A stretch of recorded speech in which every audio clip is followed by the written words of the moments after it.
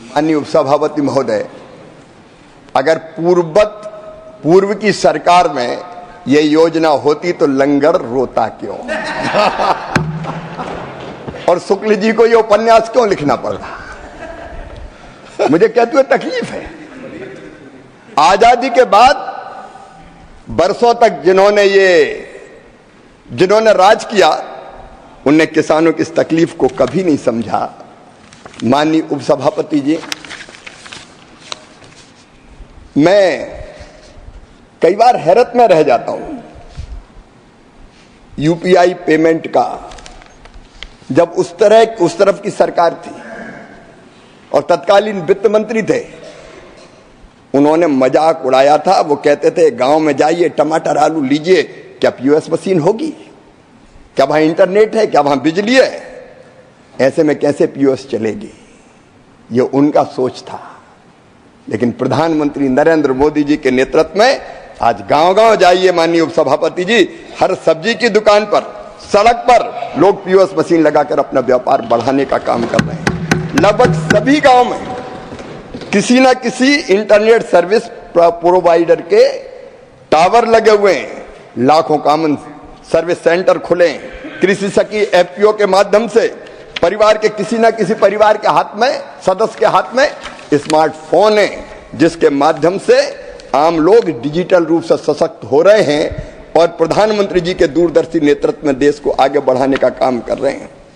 Digital क्रांति से सेवाओं में और योजनाओं का लाभ देने में क्रांतिकारी परिवर्तन किया जा सकता है।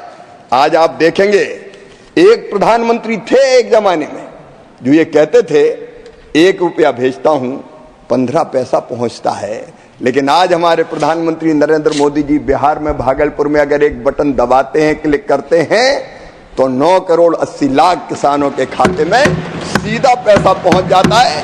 और गिरिराज जी उस कार्यक्रम में थे, मैंने बताया था पहले, सामने 22,000 करोड़ रुपया। किसान मोबाइल दिखा के कहता आ गया, पैसा खाते में आ गया। ये डिजिटल क्रांति के कारण संभव हुआ है। जनधन योजना, आधार, मोबाइल, आम आदमी के बैंकों में खाते खुलवा के, जिनमें बहनों की बड़ी संख्या है। एक नई क्रांति प्रधानमंत्री नरेंद्र मोदी जी के नेतृत्व में माननीय उपसभापति महोदय हुई है। डीजी लॉकर, ई साइन सुविधा, ई केवाईसी, पेमेंट गेटवे, एकीकृत भुगतान, कितनी सुविधाएं जनता को मिली है। केवल खेती के क्षेत्र में नहीं, स्वास्थ्य रिकॉर्ड ज्ञान साझा करने के लिए भी इलेक्ट्रिक स्वास्थ्य रिकॉर्ड, सरकारी ई मार्केट प्लस, जो भारत का ई कॉमर्स पोर्टल है, व्यापार उससे आसान हुआ है। और इसलिए प्रधानमंत्री जी ने तय किया कि कृषि भारतीय अर्थव्यवस्था की रीढ़ है और किसान उसकी आत्मा। किसानों की समस्या का समाधान होना चाहिए। छोटी छोटी चीजों के लिए उसको ना भटकना पड़े, और इसलिए ये डिजिटल कृषि मिशन बनाया गया है। माननीय सभापति महोदय, अब किसानों का प्रमाणित विवरण किसान रजिस्ट्री में एक जगह मिलेगा। उनकी भूमि जोत, परिवार का विवरण, बोई गई फसलें, सॉइल के बारे में कौन कौन से पोषक तत्व है, उपयोगी और व्यापक डाटा मिलेगा। ऋण, बीमा खरीद, बेचने सुविधाएं, एक नहीं अनेकों योजनाओं का लाभ और नई सुविधाएं उसको मिलेगी। माननीय उपसभापति महोदय, जहां तक हमारे आधार और किसान आईडी का सवाल है, मैं ये बताना चाहता हूं कि नागरिक आधार कार्ड ये बताता है कि वो भारत का निवासी है, नागरिक। लेकिन किसान पहचान पत्र देश भर के किसानों के लिए एक विशिष्ट पहचान पत्र है, जो सारी जानकारी, जमीन, पशुधन, मत्स्य पालन, फसल जो भी है, उसका प्रमाण देता है। इस किसान रजिस्ट्री के निर्माण के बाद सभी पंजीकृत किसानों को उनके संबंधित राज्यों द्वारा विशिष्ट आईडी और उनकी फसल और भूमि के विवरण के साथ किसान पहचान पत्र दिया जाएगा। किसान पहचान पत्र किसान के लिए सरकारी योजनाओं का और सेवाओं का लाभ लेने का बहुत आसान दस्तावेज है, जिसका भूमि राजस्व प्रणाली और किसान की वित्तीय जानकारी पर कोई प्रभाव नहीं पड़ेगा। इसलिए जहां आधार की संवेदनशीलता के कारण आधार अधिनियम आधार नंबर साझा करने पर प्रतिबंध लगाता है, किसान आईडी पर ऐसा कोई प्रतिबंध नहीं है। इस तरह इसकी उपयोगिता कृषि से संबंधित लाभ और सेवा प्रदान करने में निहित है। ये बहुत उपयोगी सौगात प्रधानमंत्री जी ने अपने देश के किसानों के लिए दी है। धन्यवाद। माननीय उपसभापति महोदय, ये डिजिटल कृषि मिशन इसलिए है कि हम सही डेटा अपने पास रखें ताकि फसल जिनका नुकसान हुआ है उनकी जानकारी और फसल की क्षति का आकलन भी डिजिटली प्राप्त किया जा सके, सही प्राप्त किया जा सके। इस डिजिटल कृषि मिशन के बाद ऐसे फ्रॉड बिल्कुल नहीं होंगे, ये मेरा विश्वास है। जहां तक अभी कोई शिकायत आती है तो शिकायत निवारण के लिए हमारे पास एक तंत्र है। जैसे मैं महाराष्ट्र के बारे में भी बताना चाहूंगा कि लगभग 80,000 के आसपास शिकायतें फसल बीमा योजना में गलत दावों की आई थी। हम तब जांच करते हैं और जांच के बाद दोषी के खिलाफ कार्रवाई करते हैं। तो ऐसी शिकायतों की जांच का भी एक तंत्र बना हुआ है। धन्यवाद। Now question number 304, doctor Ashok Kumar Mittal. माननीय मंत्री जी। सर, विवरण सदन के पटल पर रखा गया। First supplementary Niranjan VC. Niranjan VC. सभापति महोदय, मैं आपके माध्यम से माननीय मंत्री जी से ये पूछना चाहता हूँ कि आज देश में साइबर अटैक बढ़ रहा है, किसके ऊपर कि हमारा देश का जो कस्टमर्स है, बैंक कस्टमर्स, जो डिपॉजिटर्स, उसके ऊपर महोदय भारत में 30 लाख से ज़्यादा कस्टमर्स का बैंक खाता खाली हो गया है, कम से कम 28,000 करोड़ से ज़्यादा।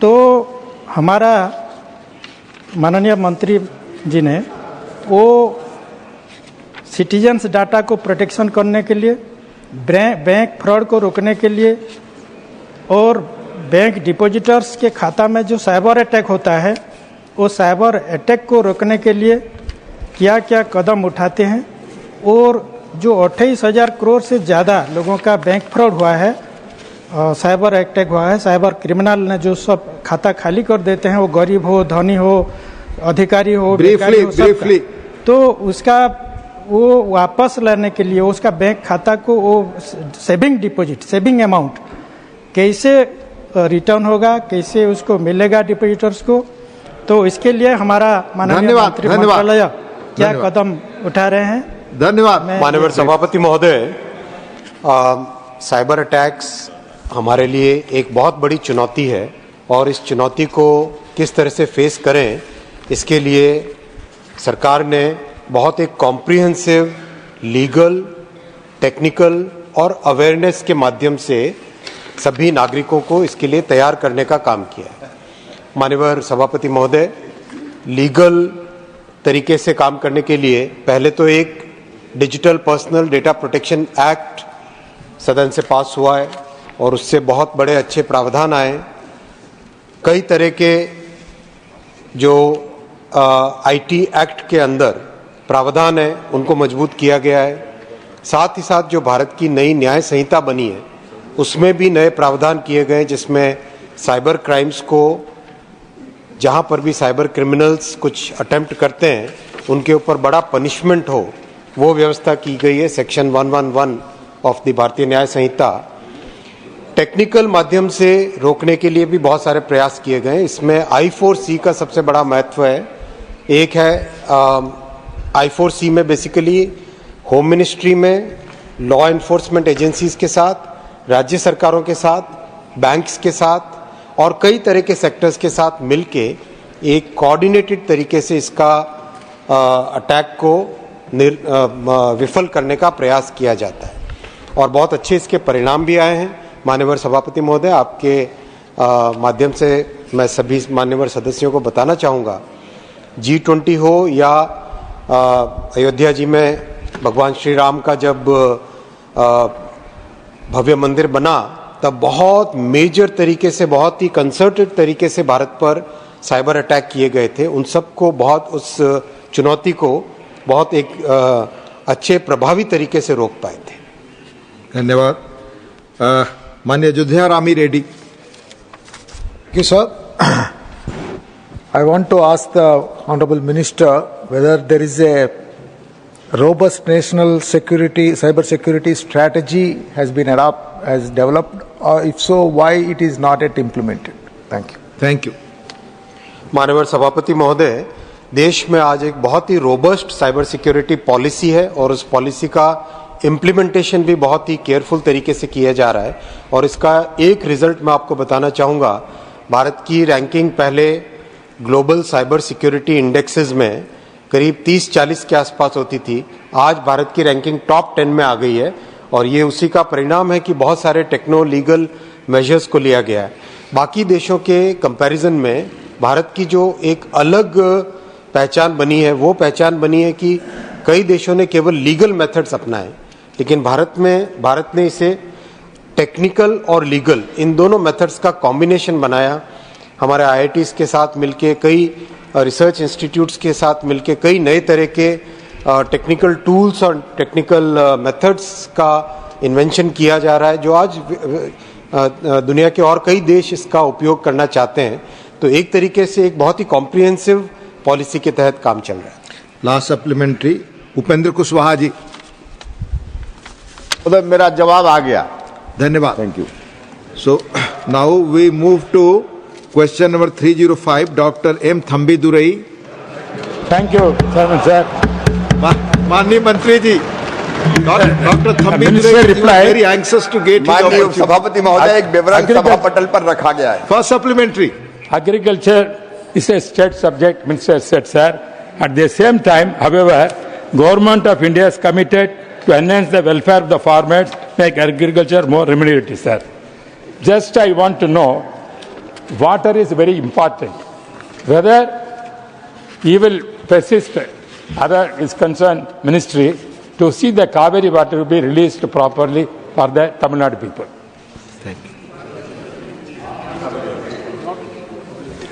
माननीय उपसभापति महोदय, मेरा विभाग कृषि और किसान कल्याण विभाग है और राज्यों के बीच अगर जल का बंटवारे का कोई सवाल है तो वो मेरे विभाग का विषय नहीं है और ये मूल प्रश्न से उद्भूत भी नहीं होता। Second supplementary. Next supplementary, sir.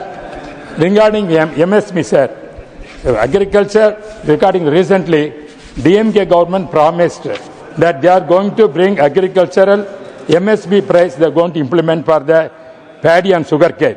And also, they promised to give the interest-free loan for the farmers. And also, they promised cooperative banks and accessible to the farmers. And also, the farmers have put the jewels and everything in the bank, thinking that the government will waive off that. Whether these kind of problems are there, whether save the farmers, give the MSP price, and whatever the DMK gave the wrong promises at the time, whether the central government aware of that and how to help for the Tamil Nadu farmers, which DMK government failed to do this, just I want to know. माननीय उपसभापति महोदय,